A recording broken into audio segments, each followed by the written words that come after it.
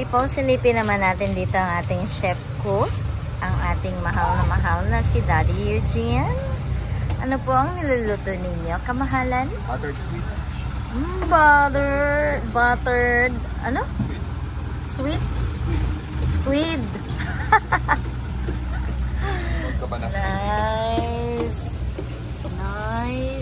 Nice.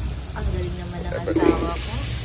Bukod sa pinagluluto niya ako, binilhan niya pa ako ng mga perlas para daw mas lalo akong gumanda. Thank you, mahal. Thank you sa pa-pearl. At ito ang kanyang squid. Ayan guys, binili namin itong squid na to dyan sa palengke, sa tabi lang. Oh yeah. So ito yung kagandahan dito sa Lucky 7, no? Kasi katabi niya palengke, so talagang pwede ka magluto kung gusto magluto. Hindi mo na kailangan mamasahit pa papuntang palengke.